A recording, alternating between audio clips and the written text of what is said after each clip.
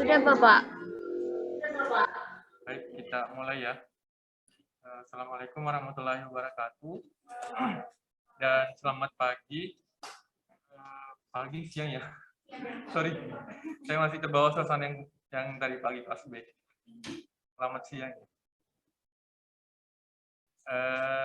Pada hari ini saya melanjutkan ya materi yang minggu lalu.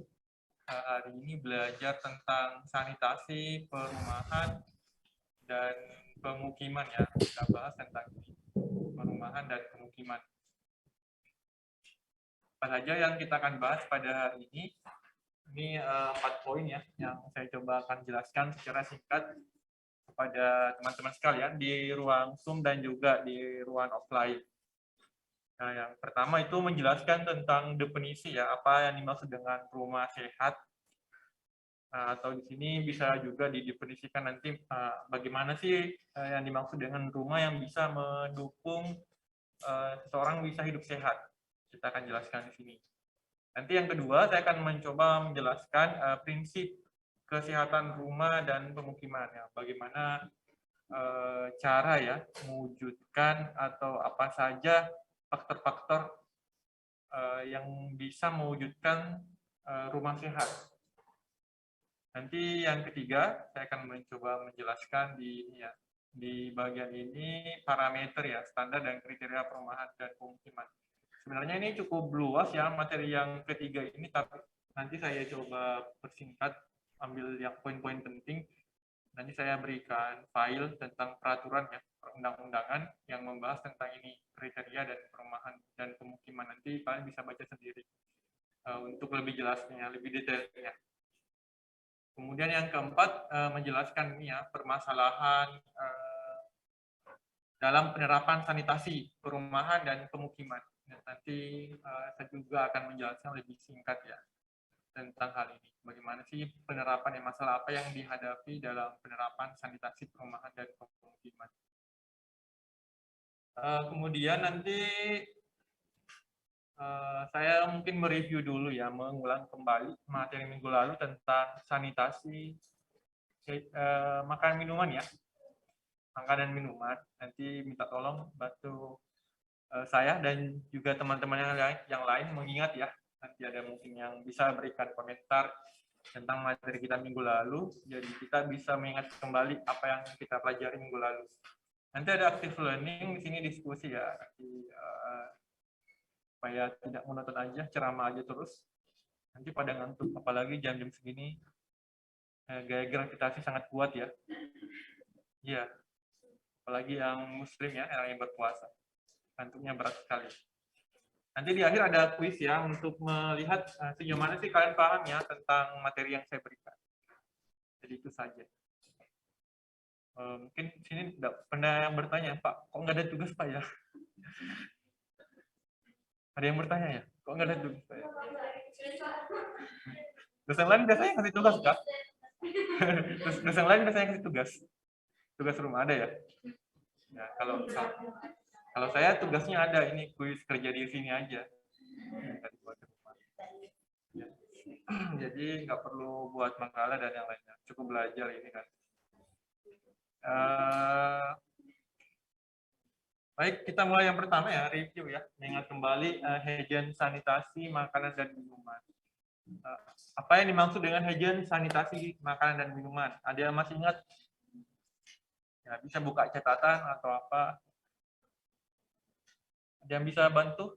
Teman-teman di offline dan online bisa bantu menjelaskan, mengingat kembali apa yang dimaksud higien sanitasi makanan dan minuman. Nggak harus mirip ya, nggak harus mirip kata-kata PPT saya. Gitu. Yang penting maknanya sama ya. Ada? Nggak usah takut, saya tidak makan. Teman-teman di online, ada yang berani tunjuk muka?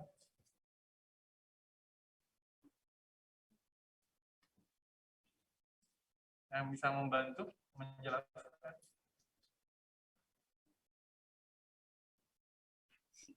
Izin masuk, Bapak. Ya, Dela Triwahyuni, silakan. Jadi menurut saya hygiene sanitasi makanan dan minum itu adalah upaya untuk mengendalikan faktor makanan. Itu baik orang, tempat, beserta perlengkapannya yang mana dapat menimbulkan atau memungkinkan terjadinya suatu penyakit atau gangguan kesehatan. Lalu upaya sanitasi makanan sendiri itu terdiri dari 3 hal, yaitu keamanan makanan dan minuman, hygiene penjamah makanannya, dan pengolahan limbah pasca produksinya. Sekian dari saya, Bapak. Oke, terima kasih kepada Dela Triwahyuni ya, sudah membantu mengingat kembali ya apa yang kita pelajari minggu lalu. Ya, betul sekali ya yang disampaikan tadi ya. Intinya ada 4 ya. Kalau kita bahas definisi hygiene sanitasi makanan, di mana ada upaya mengendalikan faktor makanan di sini, ada bahan tambahan pangannya, bahan pangan. Kemudian orangnya adalah penjama ya, pengolah makanannya, tempat pengolahannya, ada perlengkapan yang digunakan dalam mengolah makanan. Nah, semuanya ini dikendalikan supaya tidak menjadi media atau ini ya proses ya, nanti dalam prosesnya terjadi sebuah kontaminasi agent penyebab penyakit. Nah, makanya dia harus dikendalikan. Maka itulah yang disebut dengan hygiene sanitasi makanan dan minuman. Nah, di sini di minggu lalu juga kita menjelaskan ya contoh upaya hygiene sanitasi dan makanan dan minuman. Ini ada 3 ya. Pertama, keamanan makanan dan minuman, mulai dari penyediaan bahan makanannya sampai dengan penyajiannya ya, penyajian makanannya. Kemudian ada hygiene penjama makanannya, bagaimana si pengolah makanan atau penjama makanan menerapkan personal hygiene ya. Dia memakai mencuci tangan sebelum mengolah makanan, kemudian kalau dia misalnya lagi batuk, ya memakai masker ya, supaya tidak ada kontaminasi dari si penjama makanan, bakteri atau agent yang ada dalam penjama makanan ke dalam makanan yang dia olah. Dan yang terakhir adalah limbah pasca produksi ya, yang juga harus dikelola dengan baik. Dan juga kita jelaskan kemarin bahwa makan makanan itu ya tidak cukup bergizi aja, harus juga aman. Aman di sini adalah dari segi pengolahannya ya, pengolahannya dia tidak terkontaminasi oleh agen tertentu. Bisa aja makanannya bergizi, ada buah, kemudian ikan, tapi setelah dimakan sakit. Sakit karena kenapa? Ikannya sudah terkontaminasi, misalnya limbat atau timbal ya. Saya sengaja supaya kalian nggak ngantuk ya. Ya, bukan limbat ya, timbal ya, terkontaminasi timbal. Jadi bergizi dan aman ini menjadi hal yang penting ya, penting dalam hygiene sanitasi makanan. Nah, ini yang kelima ya, nanti diulangi aja, bisa dibaca ulang. Ada 5 contoh upaya sanitasi makanan dan minuman, hampir sama yang tadi saya jelaskan. Kemudian kita juga membahas kemarin bagaimana hubungan makanan dengan sakit ya, atau foodborne disease ya. Ada yang masih ingat foodborne disease itu apa? Kalau vector-borne disease sudah kita pelajari. Penyakit bawaan vektor atau penyakit yang disebabkan oleh vektor ya, yang memindahkan agennya ke dalam manusia, tubuh manusia. Kalau foodborne disease, apa tadi yang jawab tadi dari teman-teman yang di online ya, offline, ada yang bisa berkomentar apa yang dimaksud dengan foodborne disease? Nggak usah takut, nggak ada pendapat yang salah. Nah, namanya siapa? Panggilnya Nabila. Jihan. Ya, Jihan, apa yang dimaksud dengan foodborne disease? Ya, penyakit yang ditimbulkan akibat kontaminasi ya bakteri ke dalam makanan ya. Nah, benar. Nah, di dalamnya ada 2 ya. Kemungkinan ketika bakteri masuk ke dalam makanan dia bisa menyebabkan infeksius ya, menyerang organ tubuh tertentu misalnya pencernaan, sistem pencernaan, membuat orang misalnya diare dan yang lainnya. Atau bisa juga dia mengeluarkan racun toksik dalam makanan. Nanti si konsumen ini yang mengkonsumsi makanan ini jadi sakit akibat racun yang dikeluarkan oleh si bakteri tadi. Namanya foodborne disease. Ada juga yang dikenal food poisoning, penyakit karena keracunan makanan. Nah, ini faktor-faktor yang bisa menyebabkan ya, pemindahan agen ke dalam makanan atau faktor yang bisa mempengaruhi kesehatan ya pada makanan, dari bahan bakunya, ada penjama makanannya, kemudian ada ini ya, lingkungan pengolahan ya, pengolahan dan penyajiannya. Ini yang kemarin standar sudah saya berikan ya, referensinya, kalau bisa baca kembali. Ini standar persyaratan higienis sanitasi makanan dan restoran. Di dalamnya ada 8 item ya, persyaratan. Kalau misalnya dosennya memberikan referensi terkait ini dan dosen lain, ada peraturan-peraturan itu disimpan baik-baik. Kenapa? Karena biasanya ya pengalaman ya teman-teman saya yang sudah kerja di dinas kesehatan atau puskesmas, biasanya mereka tugas pertama mereka waktu masuk kerja itu suruh baca undang-undang tentang tugas mereka. Kalau dia dikerja di dinas, di bagian misalnya promosi, biasanya dikasih peraturan-peraturan tentang promosi kesehatan atau epidemiologi atau counseling. Ya, makanya referensinya disimpan. Kalau ini nanti bisa bermanfaat ketika bekerja ya. Kemudian yang terakhir ini, kemarin kita bahas tentang permasalahannya. Ini lebih kepada bahwa penerapan higienis sanitasi makanan masih kurang akibat ini ya, kurang maksimalnya kurang pengetahuannya masyarakat tentang bagaimana mengolah makanan yang baik dan benar. Makanya pemerintah kemudian mengeluarkan ini program STWM, sanitasi total berbasis masyarakat, yang di dalamnya ada salah satunya adalah pengelolaan makanan berbasis rumah tangga. Jadi rumah tangga diajarkan cara mengolah makanan yang sesuai dengan standar higienis sanitasi. Ya, karena penyakit-penyakit seperti diare dan ini masih banyak terjadi ya, masih banyak terjadi di negara kita ini. Walaupun memang dia penyakit bahasa anakismasnya penyakit kuno ya, udah lama sekali begitu kolera, diare. Tapi ini masih sering terjadi. Baik, kita lanjut ya ke yang pertama. Apa definisi dari rumah sehat? Saya yakin kalian sudah ada di dalam kepala masing-masing rumah sehat itu apa. Mungkin di sini ada yang membayangkan rumahnya, rumah saya rumah sehat. Ya, kita mungkin punya persepsi masing-masing ya tentang rumah sehat. Tapi saya coba memberikan gambaran ke teman-teman sekalian tentang rumah sehat dari segi definisinya dari undang-undang. Nanti kita coba lihat. Nah, yang pertama adalah rumah tidak sekedar hunian pelepas lelah saja, tetapi juga dibangun untuk menjaga kesehatan. Jadi seseorang membangun rumah tidak hanya karena dia tempat bernaungnya saja, tempat istirahat, tempat tidur siang, tempat tidur malam, dan yang lainnya. Tapi juga sebenarnya ya, tujuan dibangunnya rumah adalah menjaga kesehatan penghuninya. Kalau ada rumah yang ditempati terus orangnya sakit-sakit, bisa aja ya selain dari faktor orangnya yang mungkin ya memang ada penyakitnya, bisa saja karena rumahnya mungkin yang membuat dia sakit. Dalam hal ini ada aja agen-agen tertentu yang dalam rumahnya ini yang akhirnya membuat dia sakit. Kemudian rumah sehat dapat meningkatkan derajat kesehatan penghuninya. Ya ini ya, jadi dengan adanya rumah sehat itu si penghuni rumah akan mendapatkan kesehatan yang maksimal. Dia bisa produktif, aktivitas fisiknya bagus, akibat rumah yang dia tempati merupakan rumah yang mendukung dia untuk bisa hidup sehat. Ya, namun biasa ya, rumah sehat itu sangat bergantung juga faktor ekonomi ya, kondisi ekonomi suatu masyarakat. Maksudnya apa? Kondisi ekonomi suatu masyarakat berpengaruh terhadap bagaimana masyarakat mengakses rumah yang sehat.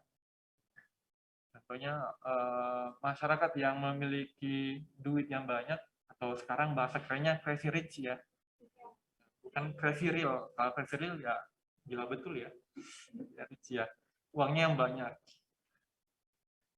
Ya, orang yang memiliki uang yang banyak, maka mereka bisa menyediakan membeli tanah yang lebih luas, rumah yang lebih bahan-bahan bangunan yang lebih bagus, dan mungkin bisa membuat rumahnya menjadi lebih masuk kategori sehat ya, bisa.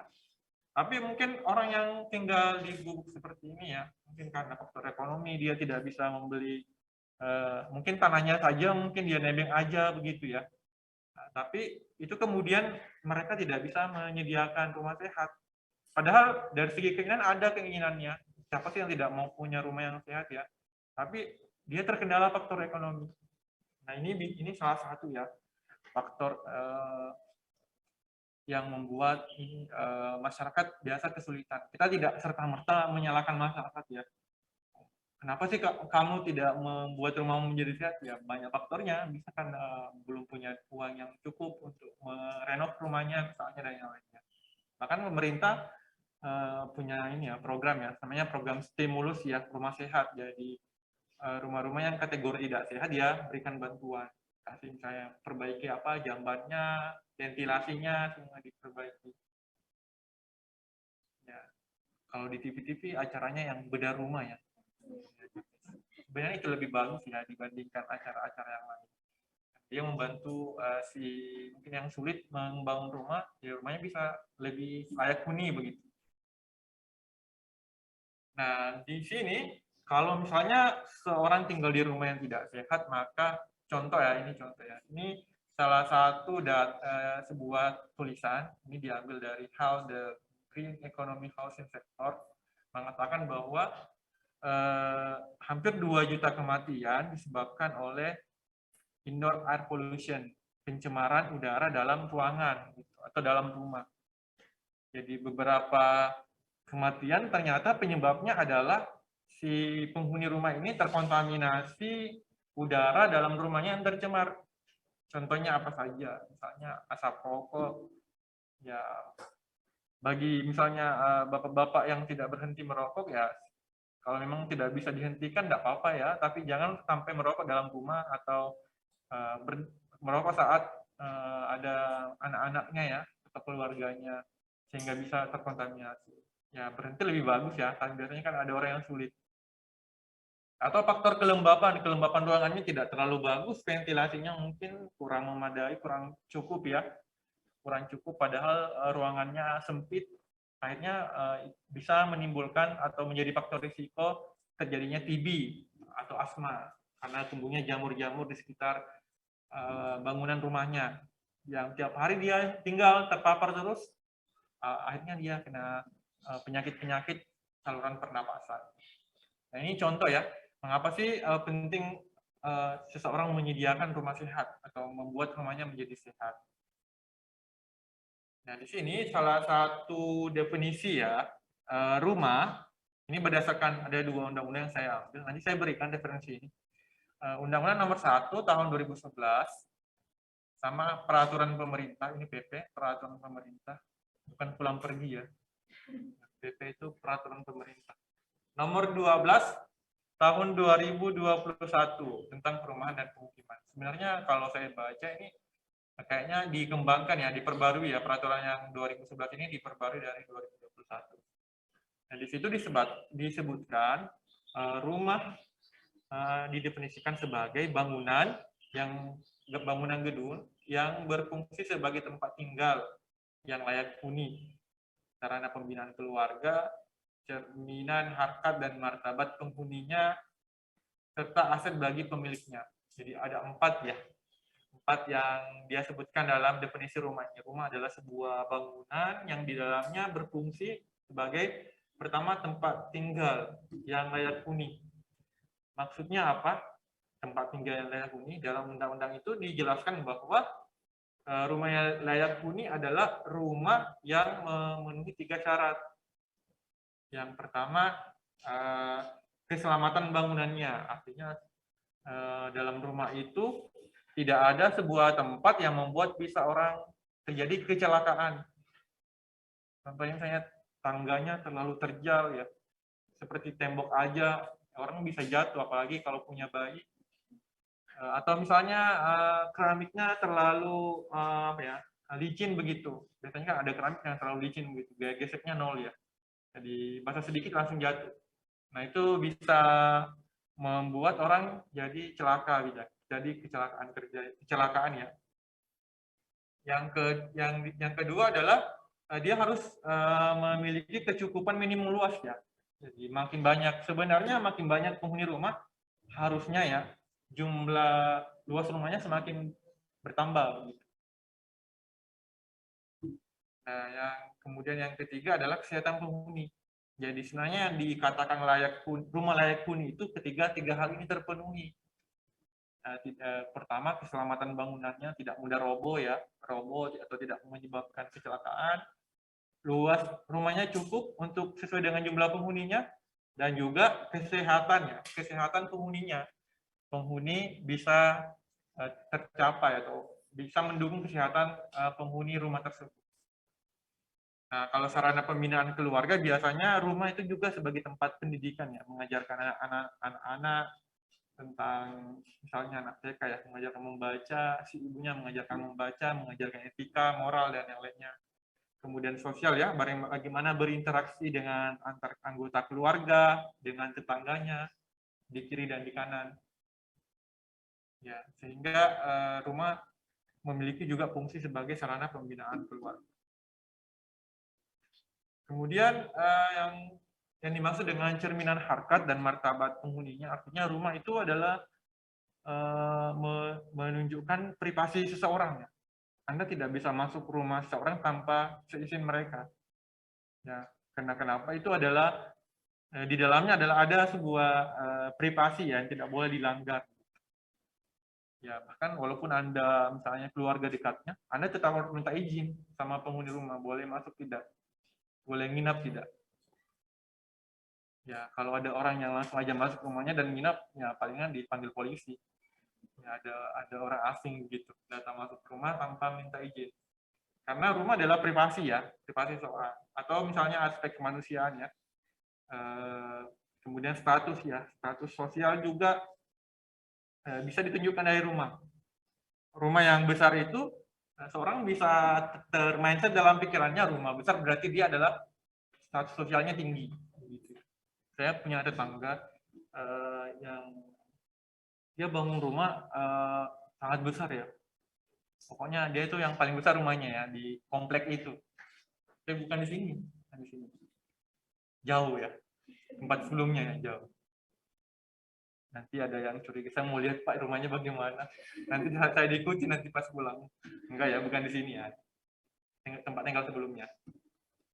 Nah, ternyata dia juga sebenarnya tidak butuh-butuh amat dengan rumah yang besar. Kenapa dia sudah kan bapaknya sudah pensiun ya, kerja di Pertamina, anaknya sudah semua kerja. Akhirnya lama-kelamaan dia juga tidak tinggal di situ, tinggal sama anaknya. Akhirnya rumahnya jadi tidak digunakan begitu. Sudah keluarkan uang yang banyak, tapi tidak digunakan. Tapi mungkin saya pikir dia bangun rumah karena status sosial ya. Dia mungkin bisa dianggap lebih terhormat di tempat itu, dianggap lebih tinggi dibandingkan yang lain. Ya, makanya rumah juga bisa menggambarkan status sosial seseorang. Kemudian rumah juga adalah harta ya, atau bahasanya sekarang investasi ya. Orang bisa sekarang membeli banyak rumah atau tanah ya, hanya untuk sekedar investasi.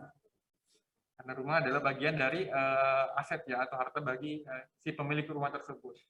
Nah, ini definisi rumah ya, secara detail sekali yang dijelaskan dalam Undang-Undang nomor 1 tahun 2011 dan PP Peraturan Pemerintah nomor 12 tahun 2021.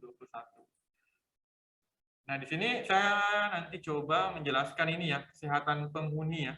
Tadi ada dijelaskan layak huni, salah satu kriteria layak huni adalah terpenuhi syarat bahwa kesehatan penghuninya terjaga begitu ya. Nah, apa ini maksud dengan kesehatan penghuni di sini? Jadi di dalamnya ada aspek kesehatan bangunannya atau kesehatan rumahnya. Yang di dalamnya ada 4 unsur yang dia harus penuhi. Yang pertama adalah ketentuan sistem penghawaan. Ini bahasa undang-undangnya, ini saya kutip aja. Penghawaan artinya di sini sirkulasi udaranya ya. Ya mungkin bahasa zaman dulu ini ya, penghawaan. Sirkulasi udaranya bagus ya. Sirkulasi udaranya bagus. Kemudian sistem pencahayaannya bagus. Baik dia cahaya alami maupun buatan. Kemudian sistem sanitasinya bagus, ada air bersihnya, pengolahan limbah, jamban dan yang lainnya. Dan juga bahan bangunan yang dia gunakan tidak sesuai standar, tidak menimbulkan ini ya, tidak menjadi agent tertentu atau tidak beracun, tidak ada kandungan zat tertentu yang bisa menimbulkan orang sakit. Nah, ini yang disebutkan dalam undang-undang tersebut bahwa layak huni yang dalam aspek kesehatan penghuninya adalah dia rumahnya harus memenuhi 4 ini. Bagus ventilasi udaranya, bagus pencahayaan rumahnya, bagus sanitasinya, dan juga bahan bangunan digunakan tidak berbahaya. Nah, kemudian kita coba mendefinisikan ya, sebelum mendefinisikan tentang rumah sehat, apa itu perumahan? Perumahan. Kalau perumahan mungkin sudah familiar, tapi kalau dari definisi undang-undang ini dijelaskan bahwa perumahan merupakan kumpulan rumah yang sebagai bagian dari pemukiman, baik perkotaan maupun pedesaan, yang dilengkapi dengan prasarana. Prasarana adalah apa? Jadi prasarana itu bisa diterjemahkan adalah benda fasilitas yang dia tidak bergerak ya. Kayak bangunan adalah prasarana. Sarana, kalau sarana sendiri adalah biasanya fasilitas yang mudah dipindah-pindahkan. Kayak meja ini adalah sarana. Dia mudah dipindahkan. Kalau bangunan, rumah tidak bisa, sulit ya dipindahkan. Kecuali rumahnya rumah panggung ya. Bisa diangkat. Nah, dan juga utilitas umum artinya dia fasilitas tambahan. Ya, tambahan. Dan sebagai hasil upaya pemenuhan rumah yang layak huni. Artinya di sini ada kembali kata rumah layak huni. Nah, di dalamnya tentu ada juga aspek kesehatan yang tadi dijelaskan ya, kesehatan penghuninya dan aspek kesehatan bangunan.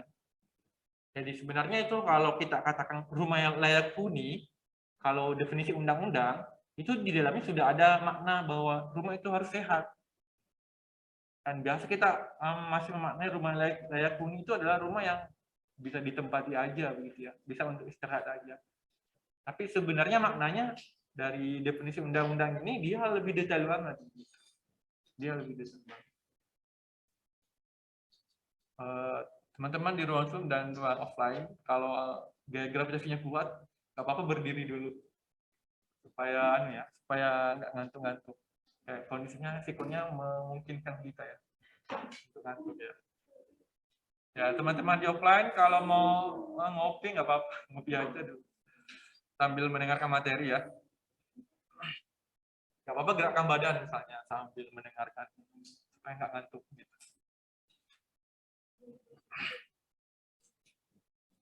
Apalagi cuacanya mendung ya, bukan hujan. Ini ya yang tadi saya jelaskan. Jadi kalau prasarana biasanya kelengkapan dasar fisik, lingkungan hunian yang memenuhi standar tertentu untuk kebutuhan bertempat tinggal layak, sehat, aman, dan nyaman. Jadi yang dimaksud dengan perumahan adalah kumpulan rumah-rumah yang di dalamnya ada fasilitas prasarana yang bisa mendukung ini 4 ini, layak, sehat, aman, dan nyaman. Kemudian sarana dia didefinisikan sebagai fasilitas dalam lingkungan hunian yang berfungsi untuk mendukung ini ya, penyelenggaraan dan pengembangan kehidupan sosial, budaya, dan ekonomi. Ini yang dijelaskan dalam undang-undangnya. Nah, kemudian yang kedua, pemukiman ya. Tadi ada perumahan, ada pemukiman. Jadi sebenarnya kalau kita mau definisikan secara singkat, rumah adalah satu bangunan. Perumahan adalah kumpulan rumah, pemukiman adalah kumpulan perumahan. Contohnya misalnya kalau di sini Sempaja ya. Sempaja kan di situ banyak perumahan ya. Berarti Sempaja termasuk pemukiman. Karena di dalamnya ada beberapa perumahan. Nah, itu definisi singkatnya sih. Nah, ini lebih detail dijelaskan dalam peraturan ini. Ini hampir sama aja yang tadi dijelaskan. Bedanya cuma tadi, dia kumpulan perumahan. Kalau perumahan, kumpulan rumah. Pemukiman, kumpulan perumahan. Bedanya itu aja. Nah, sekarang kita bahas ya, apa yang dimaksud dengan rumah sehat. Sebelum bahas tentang rumah sehat, masih ingat definisi sehat dari WHO? Saya yakin sudah pernah dijelaskan ini. Apa? Terus itu aja ya. Ya, jadi sehat tadi tidak hanya sehat fisik saja, jasmani dan rohani ya. Seperti ini ya, tadi mirip dengan yang disebutkan temannya. Jadi kalau ini definisinya jadul banget, ini di zaman saya kuliah masih ini dipakai. Tapi definisinya apa ya? Sangat aplikatif begitu, berguna sekali dari zaman ke zaman. Gitu. Dan memang sehat itu tidak hanya sebatas bahwa fisik aja. Seorang tidak bisa mengklaim ya dirinya sehat karena fisik aja. Gitu. Tapi ada aspek di sini ya. Di sini dikatakan suatu keadaan yang lengkap, komplit ya, yang meliputi fisik, dia sehat fisik, tubuhnya sehat, bisa berjalan dengan baik, bisa menggerakkan tangan, bisa berolahraga, beraktivitas, dia sehat fisik. Mental, tapi dia tidak cukup fisik, dia harus kuat mental juga. Atau bahasanya psikologinya bagus ya. Bisa juga sih dimaknai rohaninya ya, kejiwaannya bagus. Banyak orang yang fisiknya bagus tapi selalu mau bunuh diri. Terutama misalnya yang suka nonton film Korea ya, banyak banget ya artis Koreanya ya yang bunuh diri. Padahal apa yang kurang ya? Harta cukup, ya wajah gagah atau cantik, fisik bagus, apa yang kurang? Yang kurang mungkin mentalnya ya, kurang. Jadi kata WHO belum cukup fisik aja, mental juga harus kuat. Sama sosial, artinya dia bisa berinteraksi dengan bagus dengan orang. Kalau dia punya fisik bagus, mental bagus, tapi dia cenderung tertutup ya. Nah, kita kan makhluk sosial ya, butuh orang lain ya. Ya, curhat aja butuh orang lain. Coba bayangkan Anda curhat dengan diri sendiri. Terus dilihat sama orang ya. Ya, misalnya kata dia mengatakan, wah diriku saya mau curhat. Terus dia jawab lagi, iya silakan curhat. Nah, kita seperti ya itu sudah menunjukkan tidak sehat ya. Itu akibat kenapa? Karena mungkin dari segi sosial dia tidak berinteraksi dengan bagus, tidak. Tapi biasanya memang ada orang namanya introvert ya. Tapi sebenarnya introvert itu bukan alasan kita mau tidak berinteraksi. Introvert pendiam tapi dia bukan berarti tidak bisa berinteraksi, bisa. Cuma mungkin kadarnya lebih sedikit dibandingkan ekstrovert yang memang dia sukanya gaul dengan orang lain. Nah, kemudian definisi ini dimasukkan ke dalam rumah sehat. Artinya apa? Rumah sehat itu adalah rumah yang seharusnya bisa mendukung kesehatan atau tempat tinggal. Ini bahasanya ya. Saya ambil dari Riviwanto dalam tulisannya. Dia mengatakan bahwa rumah sehat itu adalah sebuah tempat tinggal, berlindung atau bernaung atau beristirahat yang dia kemudian bisa menumbuhkan kehidupan yang sempurna, baik fisik, rohani atau mental, dan maupun sosial. Jadi rumah sehat itu sebenarnya adalah rumah yang di dalamnya bisa mendukung kesehatan fisik seseorang, mentalnya, dan sosialnya. Ya, jadi sebenarnya ini definisi yang komplit banget begitu ya. Dan kalau kita mau bahas ini di mata kuliah ini tidak cukup waktunya ya. Dan mata kuliah kita kan hanya bahas ya sanitasi perumahan. Nah, maka kita nanti hanya bahas di bagian sini aja, fisiknya aja. Ya. Kalau mentalnya itu sebenarnya lebih ke arah psikologi ya, psikologi dan sosial. Nah, kita nanti makanya rumah sehat yang kita akan bahas ini adalah rumah sehat versi yang mampu mendukung kesehatan fisik. Dalam hal ini, bagaimana penerapan sanitasi perumahan dan pemukiman bisa membuat orang bisa lebih sehat dari segi fisik ya. Karena sanitasi pemukiman bukan ranahnya dia mengobati sakit jiwa ya atau mental ya. Itu butuh ranah lain. Sanitasi hanya bisa menunjang kesehatan fisik seseorang. Nah, atau definisi lainnya yang dikeluarkan oleh Kementerian Kesehatan yang mengatakan bahwa rumah sehat itu adalah rumah yang memenuhi kriteria minimal. Paling sedikit dia ada akses air minumnya kemudian akses jamban sehatnya terpenuhi, lantainya terpenuhi ya dari segi kesehatan, ventilasinya terpenuhi. Nanti kita jelaskan berapa sih para standar para ventilasi yang harus ada dalam sebuah rumah, atau pencahayaannya terpenuhi. Nah, definisi ini sudah sangat spesifik sih ke arah bagaimana rumah sehat itu dalam versi mewujudkan kesehatan fisik. Yang artinya bangunan rumahnya harus terpenuhi 5 hal ini atau 6 hal ini. Ya, maka bisa terwujud yang namanya rumah sehat. Ya, berikutnya ini juga dari Kementerian Kesehatan mengatakan bahwa rumah sehat itu adalah proporsi rumah yang memenuhi 2 dari 3 kriteria. 3 kriterianya adalah komponen rumahnya memenuhi syarat ya, kesehatan, sarana sanitasinya memadai, dan perilaku penghuninya. Tapi kata Kemenkes, Kementerian Kesehatan, kalau sudah terpenuhi komponen rumahnya, di sini komponen rumah artinya ini ya, langit-langitnya memenuhi syarat, langit-langit ya, bukan langit ini ya, bukan langit yang turun hujan, langit yang ini, langit-langit rumah maksudnya. Langit-langit rumah memenuhi syarat, dinding, lantainya, jendela kamar tidur, jendela ruang keluarga, ventilasinya, sarana pembuangan asap dapur, dan pencahayaannya terpenuhi, maka itu sudah cukup untuk memenuhi komponen rumah ya. Ya, ini ada backsound-nya ya. Seperti kita apa ya, nonton film horor. Backsound-nya. Ya, kemudian berikutnya adalah sarana sanitasi ya. Sarana sanitasi. Dalamnya ada sarana air bersih, jamban, sarana pembuangan air limbah, kemudian pembuangan sampah. Mau nyalakan lampu? Silakan.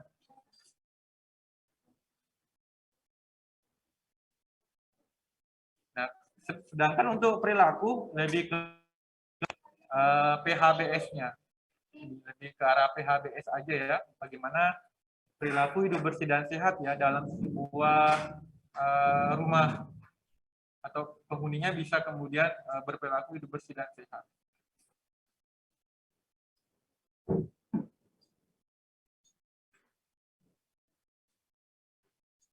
Berikutnya yang kedua ya, sudah saya jelaskan definisi tentang rumah sehat ya.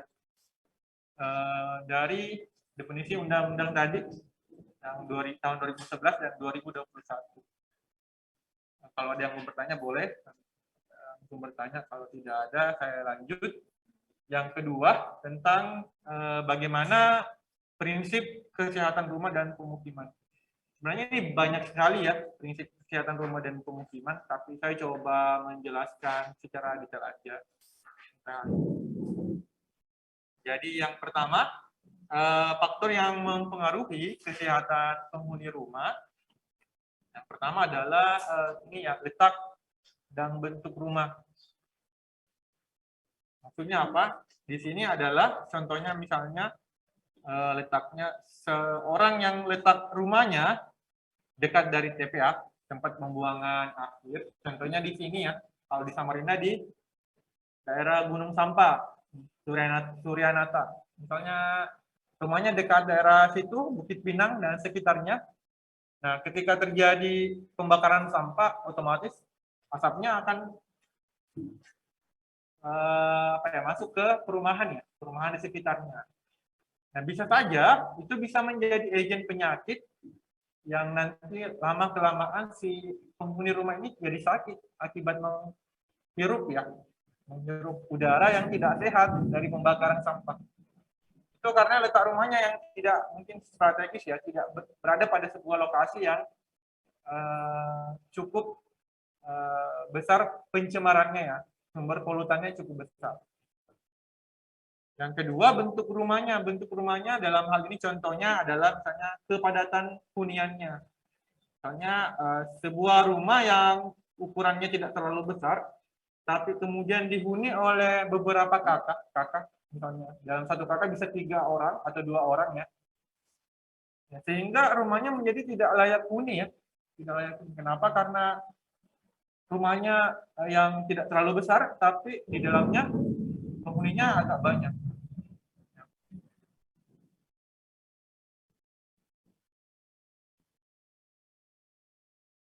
Bisa juga karena bahan bangunan, bahan bangunan yang tidak sesuai standar, bisa membahayakan kesehatan penghuni. Yang kedua adalah lingkungan rumah. Jadi faktor yang mempengaruhi kesehatan penghuni rumah bisa juga karena lingkungan rumahnya. Contohnya, ini salah tulis ya. Contohnya misalnya di sekitar rumahnya banyak vektor penyakit, misalnya nyamuk, lalat, atau roden misalnya, roden, tikus, dan sejenisnya, yang bisa memindahkan agen tertentu ke dalam manusia melalui makanan, ke air, dan yang lain. Artinya lingkungan rumah juga berpengaruh terhadap kondisi penghuni rumah, kesehatan penghuni rumah.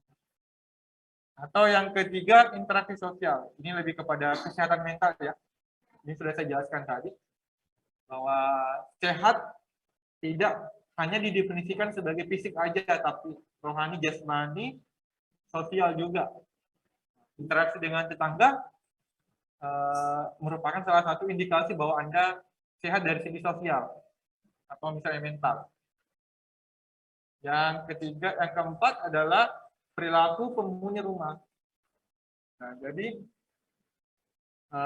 perilaku penghuni rumah bisa berpengaruh terhadap kesehatan penghuni. Misalnya penerapan ini ya, PHBS, penerapan hidup bersih dan sehat, kemudian atau dari segi perilaku psikososial ya, psikososial. Seorang yang mungkin pendiam bisa saja dia lebih cenderung untuk berpikir aneh-aneh ya, dibandingkan orang yang apa ya, dalam tanda kutip tidak gaulnya banyak sama orang. Jadi dia bisa cepat aja ke orang lain, menumpahkan keluh kesahnya dibandingkan pendiam. Dia hanya memendam rasanya aja, akhirnya dia tidak bisa apa ya, dalam pikirannya selalu ada terus ya, dihantui oleh permasalahannya. Nah, itu terkait perilaku ya, perilaku penghuni. Sebenarnya ada 4 hal ini sangat mendukung ya kesehatan penghuni rumah dalam 3 hal tadi, fisik, mental, dan sosial. Nah, ini yang pertama ya. Maaf ya, saya teriak-teriak ya, karena saya apa ya, bersaing dengan Guntur ya. Gunturnya juga teriak, saya juga teriak. Kemudian ada 6 prinsip rumah sehat. Ini dari sebuah referensi dari Indiana Healthy Homes. Ada 6 yang saya mungkin jelaskan secara singkat saja. Pertama, kondisi rumahnya harus tetap kering. Artinya di sini jangan sampai ada atap yang bocor. Ini lebih kepada fisik ya. Fisik rumah tetap terjaga. Kemudian ada tetap menjaga kebersihan rumah. Biasanya disarankan di sini ya, disarankan misalnya kalau punya karpet, rumahnya pakai karpet, hendaknya sering menyedot ya karpet rumahnya ya. Bisa memakai penyedot debu berfilter HEPA. Ini salah satu apa ya, merek ya, merek filter debu. Atau misalnya kebersihan ya, kebersihan alat makan dan minuman. Kemudian ada menjaga agar rumahnya bebas hama. Termasuk dalam hal ini vektor ya, vektor penyakit. Sebenarnya juga hewan piaraan juga sebenarnya tidak selamanya aman ya, karena kucing, anjing yang dipelihara biasanya juga bisa memindahkan virus atau bakteri ke pemiliknya. Makanya yang aman itu adalah Anda boleh memelihara hewan piaraan seperti ayam, anjing, dan yang lainnya, tapi jangan tinggal di dalam rumah. Harus dibuatkan kandang sendiri.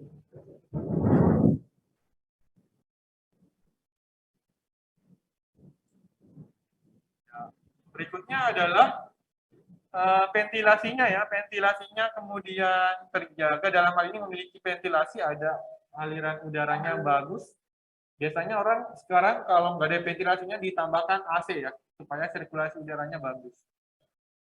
Dan sering membuka jendela ya, khususnya di pagi hari, supaya matahari bisa masuk ke dalam rumah.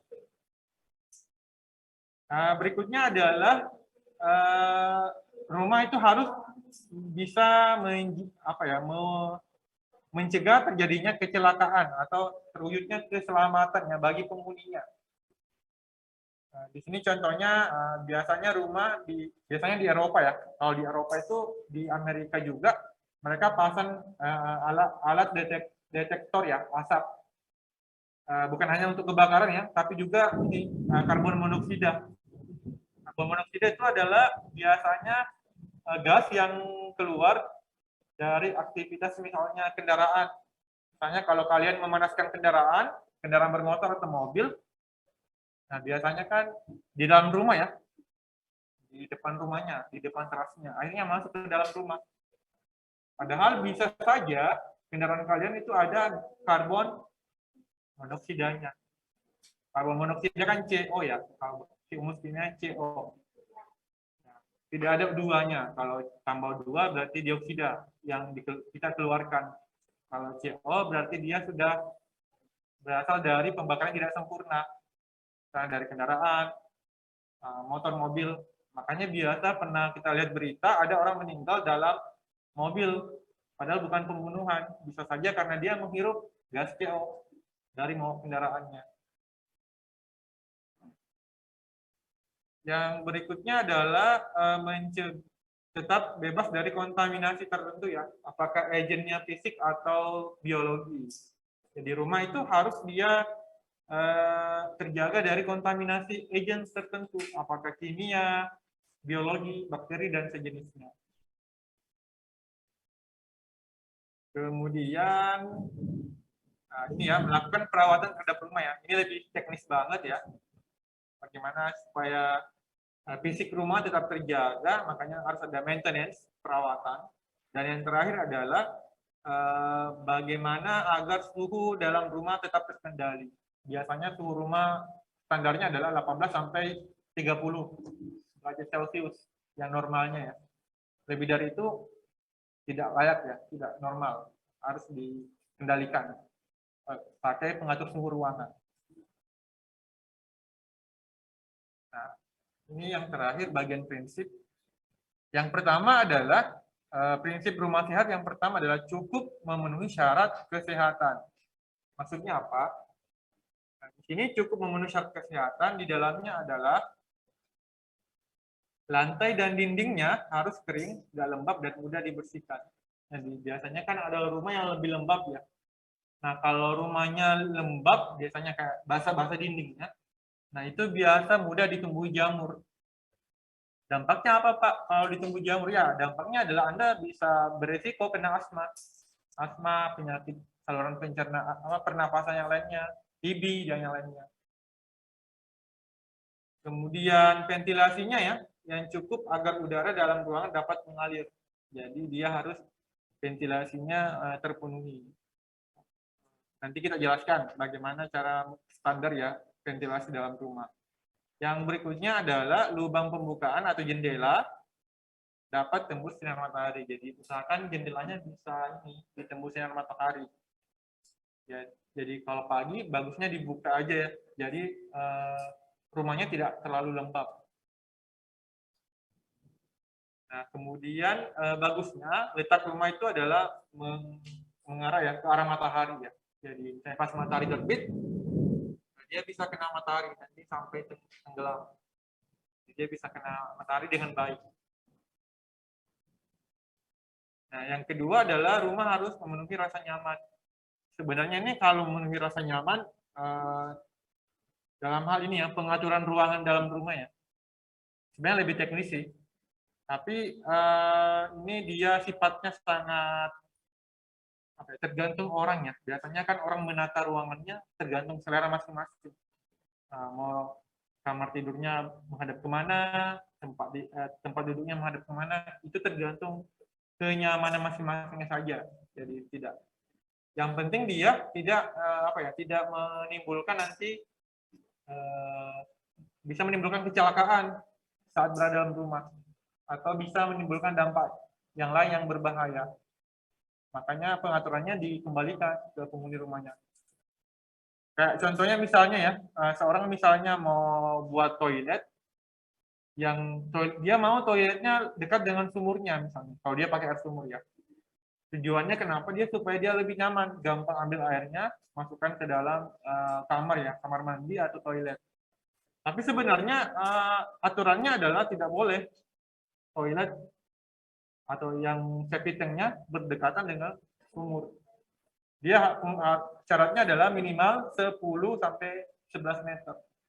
Kenapa? Karena bisa saja misalnya septic tanknya bisa aja bakteri coliformnya masuk ke dalam sumur, dalam tanah. Kalau jaraknya terlalu dekat, makanya disarankan minimal 10 sampai 11 meter kalau buat sumur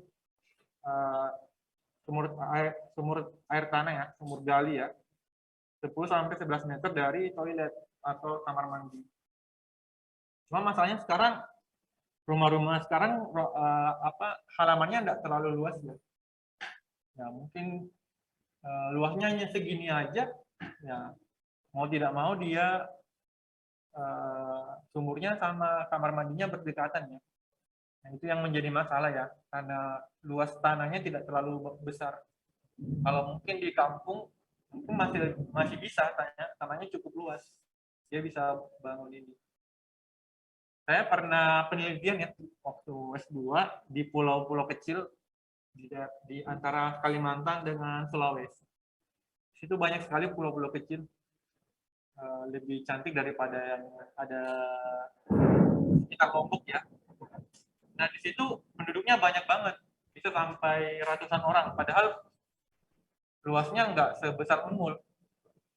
Nah, kita bisa keliling pulaunya mungkin dalam waktu 10 menit udah keliling pulau.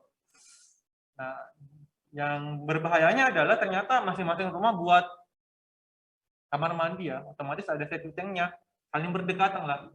Sumurnya juga mereka pakai sumur karena untuk dipakai mandi dan mencuci. Tapi sebenarnya air sumurnya nggak terlalu tawar gitu, sudah tidak terlalu antara payau ya bahasanya ya, antara asin dengan tawar ya, payau. Jadi dia tidak tawar lagi, dia payau, antara kayak asin sedikit. Nah ternyata setelah saya cek sama teman-teman, sumurnya sudah tercemar coliform, jumlah bakteri coliformnya, bakteri colinya cukup banyak. Karena kenapa? Karena ini tadi jarak sumurnya dengan tempat pembuangan tinjanya berdekatan. Karena kan namanya pulau ya, kecil banget begitu. Jadi satu rumah ke rumah lain mungkin hanya dipisahkan oleh jalan sempit aja. Bahkan nggak ada pagarnya begitu. Mereka tidak punya pagar. Berikutnya adalah ini ya. Sebaiknya rumah yang sehat itu adalah luas tanahnya seperti ini ya. 40% untuk bangunannya, harusnya ada 60% sisanya untuk lingkungan di sekitar rumah. Cuma ini agak sulit kalau di Samarinda, karena rumah orang sempit-sempit. Tanahnya tidak terlalu luas. Kemudian sanitasi. Nah, yang pertama adalah air bersihnya ya. Harus ada air bersih yang memadai ya. Kalau misalnya pakai air sungainya keruh, sebenarnya bisa ditaktisi ya, kita pakai namanya penyaring ya. Nanti bisa buat bak seperti ini, nanti ditambahkan namanya saringan pasir cepat, kayak buatkan seperti ini, ada kerikil, ada pasir, ada arang, ada kerikil lagi, nanti dia akan disaring, nanti airnya bisa jadi jernih, namanya saringan pasir cepat, atau ada saringan pasir lambat. Biasanya kalau penampungannya di sini, penampungannya sebelum dialirkan ke sini ditambahkan tawas ya, tawas. Atau namanya dia koagulan ya, bahasa kimianya koagulan, supaya air yang kotoran-kotoran airnya itu jatuh ke bawah, diikat oleh tawasnya tadi, jadi dia jatuh ke bawah. Sehingga airnya nanti ketika masuk ke sini sudah lebih jernih dan pas keluar di ember sudah lebih jernih lagi. Atau misalnya contohnya juga pengaturan sanitasi adalah drainasenya harus bagus ya. Paling bagus adalah memiliki sumur resapan begitu ya. Apalagi misalnya rumahnya rawan banjir. Nah, sumur resapan ini tujuannya dia bisa mencegah banjir. Jadi air yang masuk dalam talang, ini talang, atapnya ada pipa paralonnya, talangnya, dia bisa dihubungkan langsung ke dalam sumur resapan. Jadi airnya bisa langsung masuk ke tanah. Nah, ini cocok banget di Samarinda ya. Cuma itu tadi kekurangannya, dari rumah di Samarinda tidak luas-luas begitu. Jadi sulit untuk membuat sumur resapan. Kemudian penanganan sampah ya. Yang kelima ini adalah sebuah rumah sehat itu harus penanganan sampahnya harus bagus. Minimal di rumahnya ada tempat penyimpanan sampah sementara, nanti dibawa ke TPA atau tempat pembuangan akhir nantinya. Atau misalnya kalau mau olah sampah sampah organiknya, sampah sayur dan yang bisa terurai, teman-teman bisa buat namanya composting ya. Jadi ada bak, nanti dibuatkan seperti ini. Nanti dikasih lubang-lubang udara, nanti akan terurai. Biasanya ada komposternya, kayak bakteri yang dimasukkan ke dalam ini. Bak ini nanti dia akan mengurai sampah-sampah organiknya. Nanti bisa jadi pupuk yang kita bisa gunakan untuk tanaman di sekitar rumah. Atau lebih simpelnya biasa ada namanya biopori. Biopori itu membuat lubang sekitar 10 cm pakai pipa paralon, kita masukkan ke dalam tanah di sekitar rumah. Nanti sayurannya dimasukkan, sisa sayurannya, sampah sayurannya dimasukkan ke dalam pipa itu. Nanti dia bisa ada sebuah penguraian oleh bakteri, bisa menjadi pupuk juga. Oke, kita masuk ke yang ketiga. Ketiga yaitu parameter, standar, dan kriteria perumahan dan pemukiman. Ini cukup luas ya materinya ya. Nanti saya coba jelaskan nanti secara singkat. Yang pertama, biasanya untuk peraturan terkait standar banyak ya. Nah, ini salah satunya yang walaupun dia jadul banget ya, tahun 99, tapi saya lihat masih banyak digunakan ya di tenaga kesehatan, di puskesmas ataupun di dinas yang menjadi acuan ya. Dalam hal penilaian terkait rumah sehat.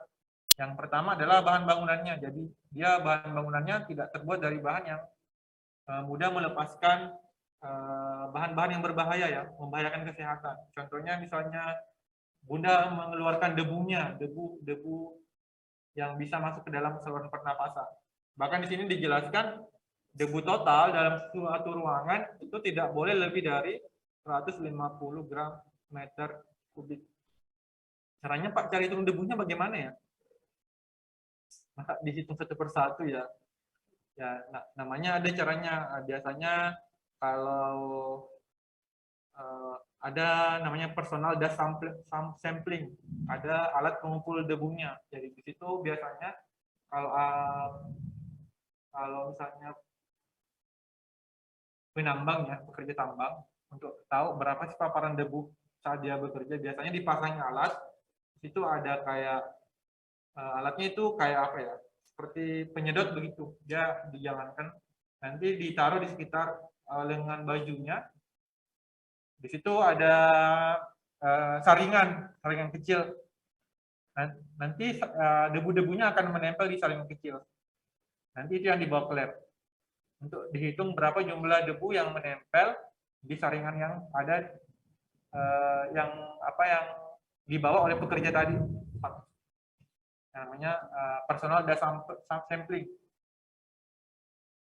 Atau misalnya asbestos. Ini asbestos biasanya bahan-bahan yang digunakan untuk buat atap rumah ya, bukan yang seng ya.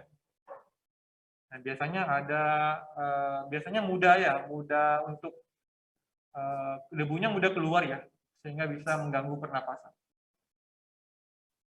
Nah, di sini juga dikatakan bangunan rumahnya, bahan yang digunakan untuk membuat rumah itu tidak boleh mudah menjadi tempat perkembangbiakan mikroorganisme, khususnya mikroorganisme penyebab penyakit ya, yang patogen. Nah, kemudian yang kedua pencahayaannya.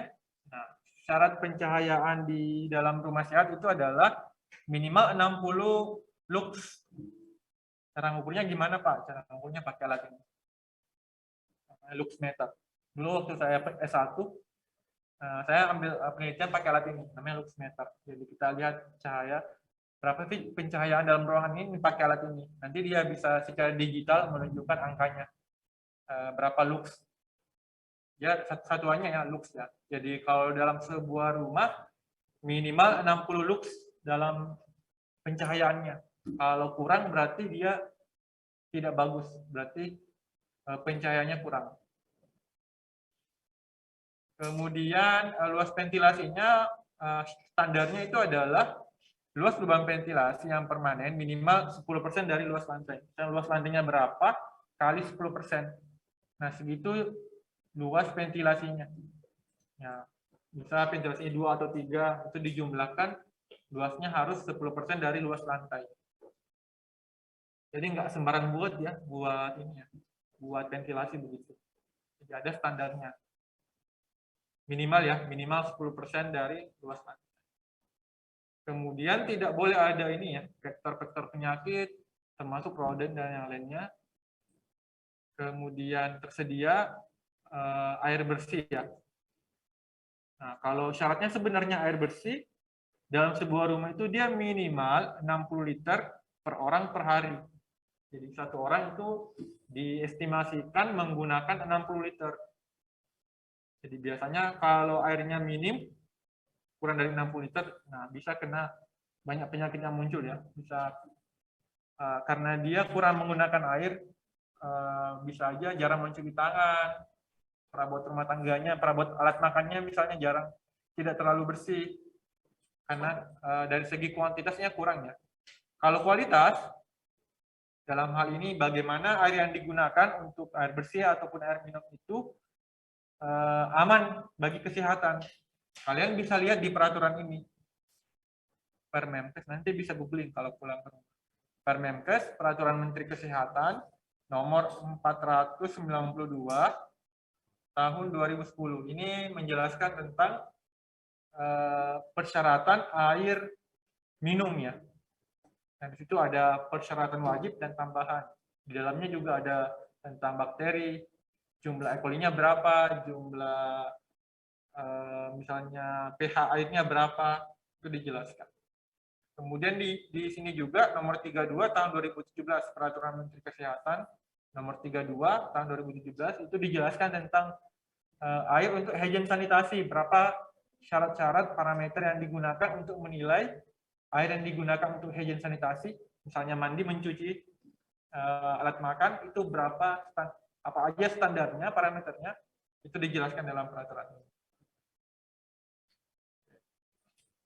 Dan kemudian selain itu juga ini ya, sarana penyimpanan makanan. Ini sudah dijelaskan ya minggu lalu ya, tentang higien sanitasi makanan. Saya kira sudah jelas ini.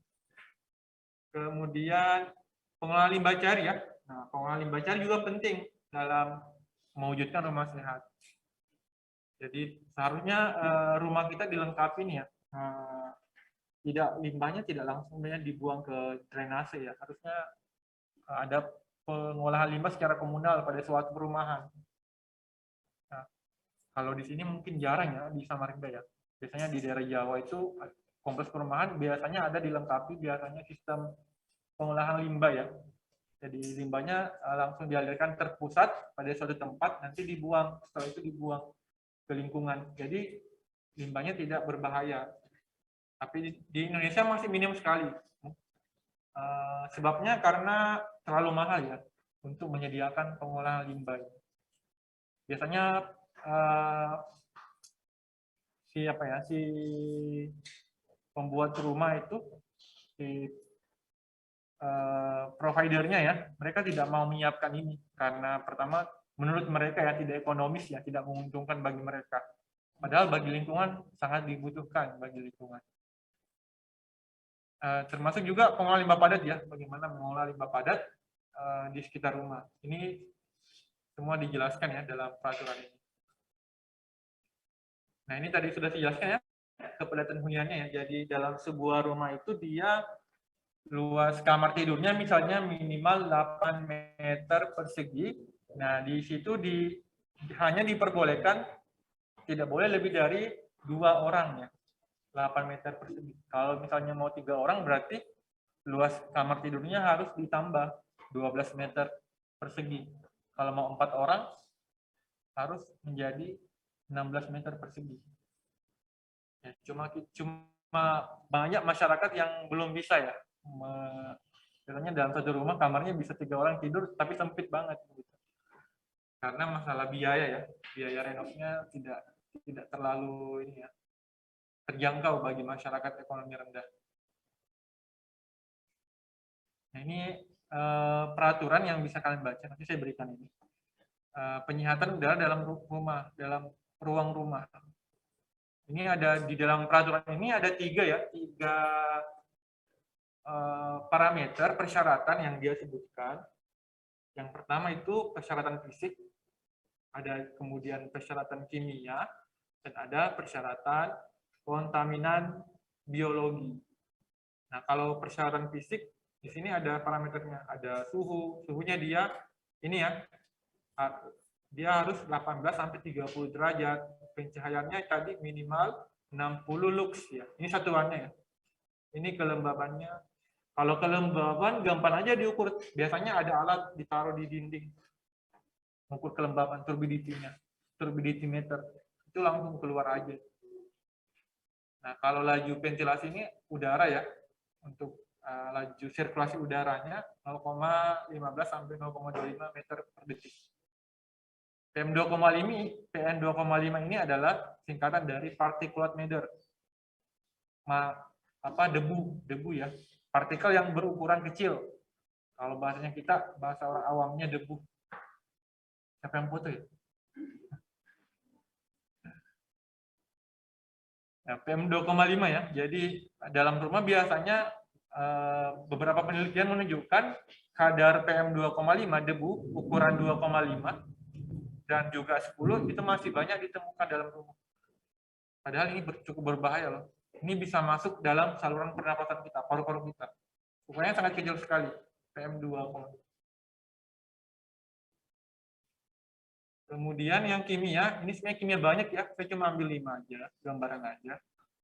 Ini ada sulfur dioksida, nitrogen dioksida, karbon monoksida, karbon dioksida, dan timbal. Nah, biasanya ini bisa diukur dalam ruangan pakai alat tertentu. Ini keterangannya ini adalah jangka waktu pengukurannya. Jadi sebenarnya itu kalau penelitiannya tentang udara itu mahal banget. Kenapa? Karena kita harus sewa alatnya dalam waktu 1 hari, 24 jam ukurnya. 8 jam, biayanya cukup mahal. Teman saya ada penelitian dia mengukur bagaimana kadar udara di sekitar industri semen. Dia sampai bayar 6 jutaan. Ya, 6 jutaan. Ya, makanya kalau anak-anak S1 hendaknya jangan penelitiannya pakai beginian ya. Cukup mahal. Ini penelitiannya bagus untuk dosen, tapi kalau mahasiswa mungkin tidak ekonomis ya. Tidak ekonomis. Bagus tapi tidak ekonomis, tidak disarankan. Tapi ada aja dosen yang mau ya. Kalau saya jangan, kalian pilih yang lain aja. Nah, ini yang terakhir ya, persyaratan kontaminan biologi pada suatu udara dalam ruang atau dalam rumah ada 3 ya. Jamurnya, bakteri patogen, dan angka kumannya. Ini bisa semua diukur. Jadi bisa kita pakai cawan Petri, diletakkan, nanti pakai media agar, nanti di situ dia bisa dihitung berapa sih koloni ya, koloni bakterinya dalam media sampel tadi yang kita ambil. Cukup ya untuk ini ya, poin ketiga. Sebelum saya lanjut ke 4, saya masih ada waktu ya, 24 menit ya.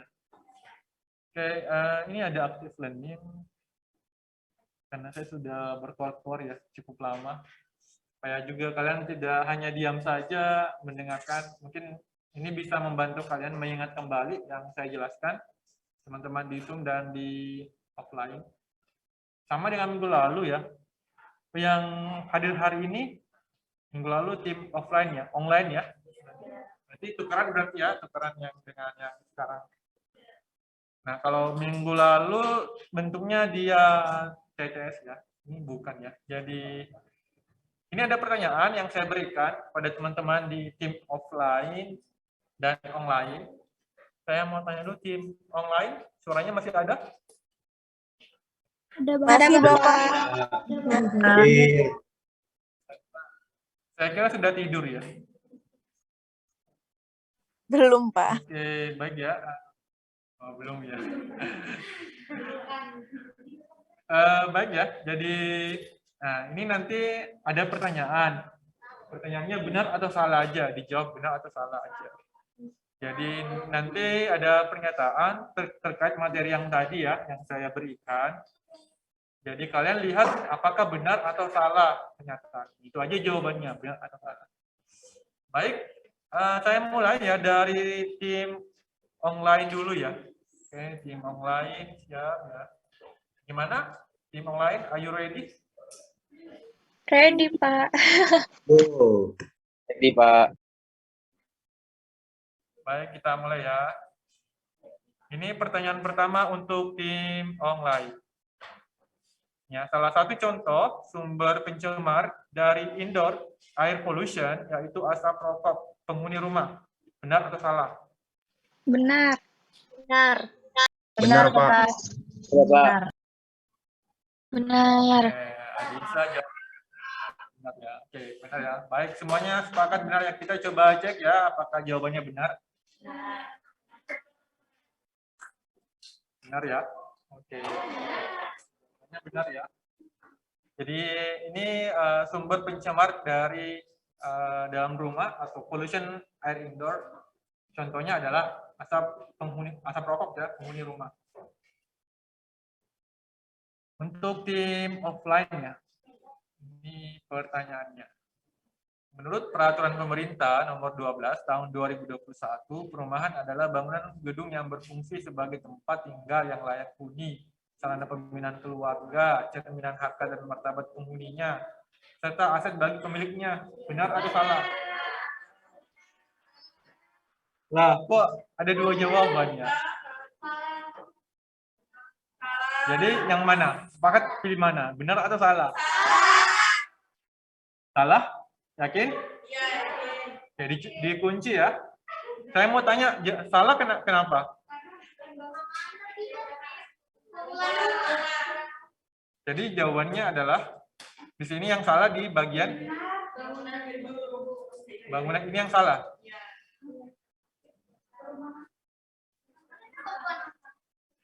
Coba ya kita lihat ya. Intinya jawabannya salah ya. Jawabannya salah. Coba kita lihat apakah benar jawabannya salah. Salah. Salah ya. Jadi salahnya ini adalah sebenarnya adalah kalau dalam undang-undang ini adalah rumah, bukan perumahan ya. Rumah. Rumah adalah bangunan gedung yang berfungsi, bukan perumahan. Oke. Poinnya sama ya, satu sama ya. Baik, untuk tim pertanyaan kedua, untuk tim online. Ini pertanyaannya. Dalam Peraturan Menteri Kesehatan Nomor 32 Tahun 2017, maksud dari tempat tinggal yang layak huni yaitu rumah yang memenuhi persyaratan keselamatan bangunan dan kecukupan minimum luas bangunan serta kesehatan penghuni. Benar atau salah? Tim online. Benar. Ya, klik. Benar. Oke. Yang lain? Benar, benar, benar. Benar, Pak. Semuanya benar ya? Benar, Pak. Benar, Pak. Benar, Pak. Kita kunci ya. Kita kunci. Apakah ini jawabannya benar atau salah ya? Kita coba lihat ini. Nah, salah ya. Salahnya di mana? Tim online. Salahnya ini bukan dalam nomor 32. Nomor 32 tahun 2017 menjelaskan tentang bagaimana standar penyediaan air agen sanitasi. Ya, yang harusnya di sini peraturan nomor 12 tahun 2021. Tidak apa-apa. Nanti nih pasti diingat ini pas ujian. Oh ini yang kemarin karena salah ya, nggak apa-apa. Jadi ini yang salahnya ya warna merah ya. Yang di bawah ini sudah benar memang definisinya sudah benar. Yang cuma salah penempatan undang-undangnya ya. Baik, kita lanjut ke team offline. Pertanyaan kedua untuk team offline. Ini dia untuk team offline. Berdasarkan nomor 12 tahun 2021, agar dapat meningkatkan derajat kesehatan penghuni rumah, maka aspek kesehatan bangunan atau rumah harus terpenuhi yang terdiri dari ketentuan sistem penghawaan, sistem pencahayaan, sistem sanitasi, dan bahan bangunan yang sesuai dengan ketentuan standar. Yakin? Kelompok atau tim offline menjawab benar. Kita coba cek apakah memang benar. Benar ya. Jadi peraturannya sudah sesuai dan juga isinya memang menjelaskan tentang ini, tentang aspek kesehatan bangunan. Berikutnya pertanyaan ketiga untuk tim online. Ini ya. Menurut Undang-Undang Nomor 1 Tahun 2011, pemukiman adalah bagian dari lingkungan hunian yang terdiri dari atas lebih dari satu satuan perumahan yang mempunyai prasarana, sarana, utilitas umum, serta mempunyai penunjang kegiatan fungsi lain di kawasan perkotaan atau kawasan pedesaan. Jawabannya apa? Benar, Pak. Benar. Benar, Pak. Ya, Nur Hikmah. Benar, Pak. Menjawab benar, Gasela menjawab benar. Baik, kita coba cek ya, apakah sudah benar. Jangan sampai ini juga peraturannya bukan ini. Coba kita cek apakah benar. Oke, benar ya. Jadi ini sudah benar ya. Jadi ini tentang pemukiman dijelaskan dalam Undang-Undang Nomor 1 Tahun 2011.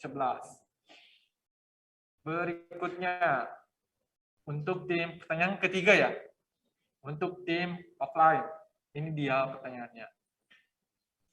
Rumah sehat diartikan sebagai tempat berlindung, bernaung, dan tempat untuk beristirahat, sehingga menumbuhkan kehidupan yang sempurna baik fisik maupun sosial. Benar atau salah? Benar? Yakin? Benar atau salah? Ayo. Salah. Yang salah, alasannya apa? Kenapa salah? Kurangnya yang mana? Ya. Ya itu. Jadi jawabannya kalian pilih salah. Tidak menyesal ya.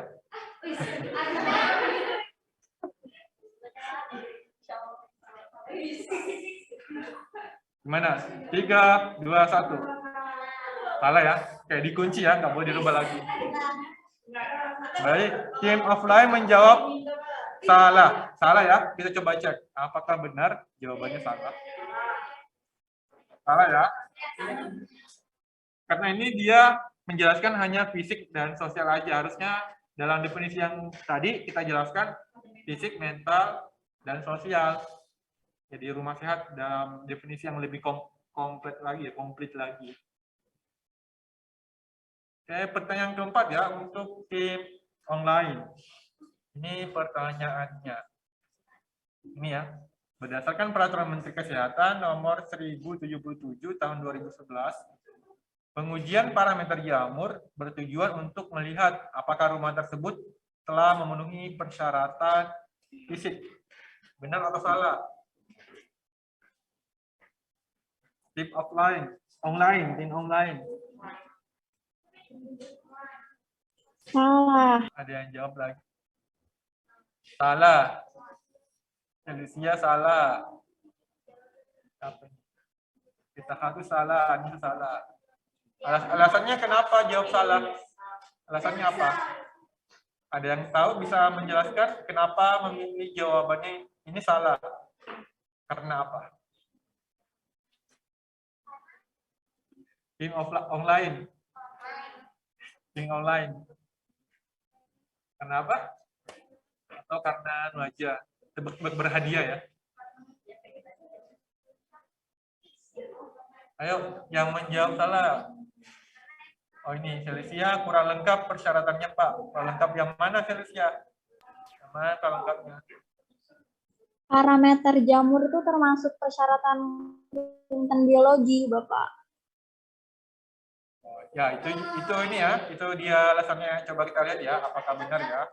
Jadi menurut tim online salah karena parameter jamur itu bukan parameter fisik, tapi parameter kontaminan biologi ya. Coba kita lihat, benar atau salah? Salah ya, benar ya. Jawabannya udah benar ya.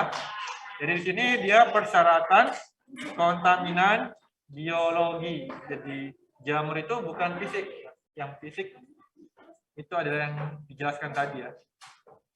Berikutnya untuk tim offline, pertanyaan keempat ya. Keempat untuk tim offline.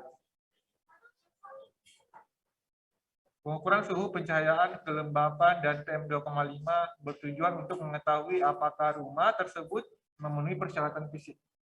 Benar atau salah?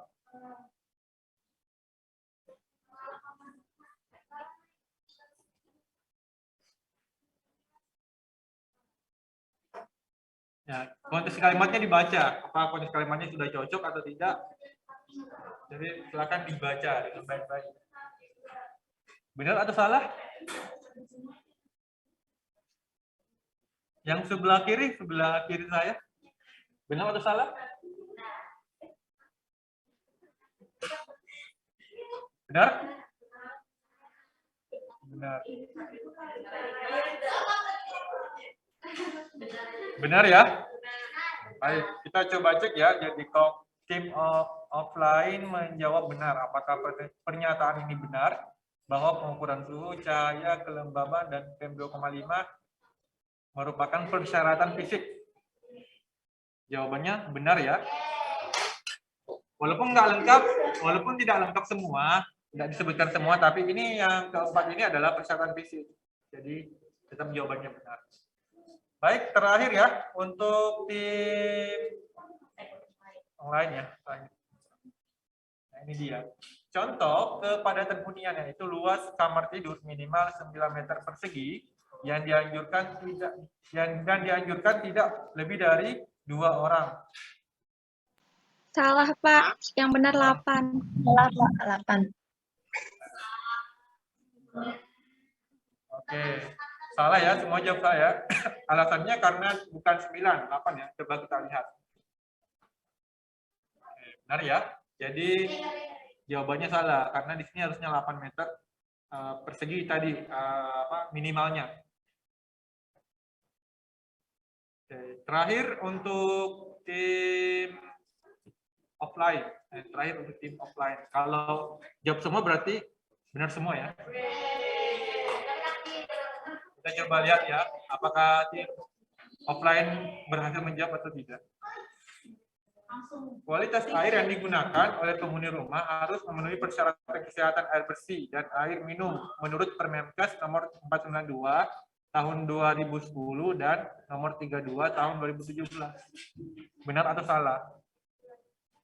Apakah kualitas air yang digunakan untuk penghuni rumah itu memenuhi syarat kesehatan? Apakah dijelaskan? Air bersih dan air minumnya dijelaskan dalam kedua peraturan ini. Benar atau salah? Jawabannya apa?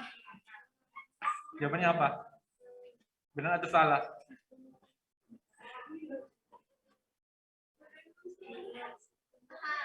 Benar.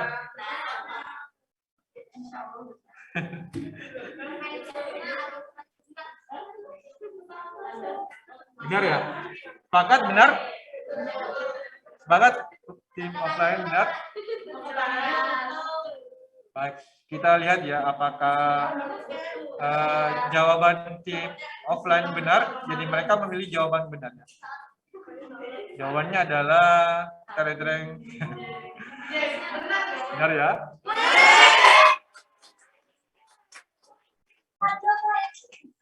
Oke, jadi ini benar ya. Jadi peraturan ini Permenkes, Peraturan Menteri Kesehatan 492 tahun 2010 itu tentang persyaratan untuk kualitas air minum. Kalau yang 2017 tentang air bersih ya. Air bersih untuk hygiene sanitasi. Berarti skornya 54 ya. Baik, saya lanjut ya terakhir. Kita masih ada waktu 8 menit lagi ya. Ini simpel aja, saya mau jelaskan di poin keempat ini tentang permasalahan sanitasi dan pemukiman ya. Ini simpel aja. Ini satu slide aja. Jadi permasalahan tentang penerapan sanitasi pemukiman, perumahan dan pemukiman ada 3 yang menurut saya yang masih dihadapi. Pertama, tingkat pendapatan masyarakat berpengaruh terhadap kemampuan untuk membuat rumah sehat. Jadi banyak masyarakat yang tidak bisa membuat rumah sehat karena masalah ekonomi. Nah, mereka tidak bisa membangun rumah karena faktor ekonomi. Makanya saya bilang tadi, pemerintah ada biasanya program stimulusnya, bantuan untuk rumah tertentu yang dianggap tidak sehat, diberikan mungkin bagian yang dianggap tidak sehat, apa yang harus direnov. Misalnya ventilasinya, jambannya, ya diberikan bantuan. Nah, walaupun sebenarnya itu tidak serta-merta ini ya, langsung membuat rumahnya jadi sehat ya. Tapi namanya kan stimulus ya, hanya bantuan aja. Memicu supaya masyarakat nanti mau berupaya membuat rumahnya menjadi lebih sehat. Yang kedua adalah tingkat pengetahuan masyarakat tentang sanitasi perumahan dan pemukiman masih kurang ya. Masih banyak masyarakat yang tidak tahu cara mewujudkan rumah yang sehat. Ya, masih. Karena kenapa? Karena mungkin mereka kurang ada penyuluhan, kurang membaca ya atau mendengar. Makanya tugas tenaga kesehatan masyarakat memberikan penyuluhan promosi kesehatan kepada masyarakat tentang bagaimana sih bentuk atau cara mewujudkan rumah sehat. Nah, kemudian yang ketiga adalah program STBM atau sanitasi total berbasis masyarakat. Ini masih perlu ditingkatkan ya. Di dalamnya sebenarnya ada aspek yang membahas tentang sanitasi perumahan dan pemukiman. Dalam hal ini sanitasi penyediaan pengelolaan limbah padat dan limbah cair berbasis rumah tangga. Nah, ini juga masih beberapa tempat masih belum optimal ya pelaksanaannya. Nah, ini 3 poin ini yang harus dilakukan. Terakhir penutup ya, sebelum kita mengakhiri perkuliahan, saya ada kuis untuk menguji ya sejauh mana Anda paham tentang materi ini. Saya kirimkan linknya, saya kirimkan ke Winda, tunggu ya, saya kirimkan. Ini soalnya 10 nomor, pilihan ganda seperti biasa. Kalian cukup memilih jawaban yang paling benar ya dari 4 pilihan jawaban.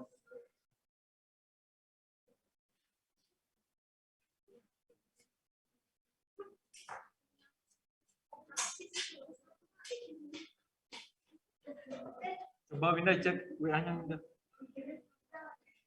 Ya, silakan tolong di-share ke temannya. Silakan join ke link yang Winda share di grupnya ya.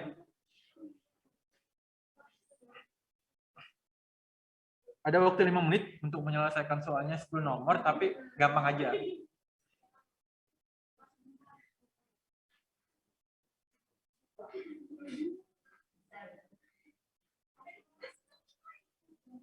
Ya, silakan. Gak usah buru-buru.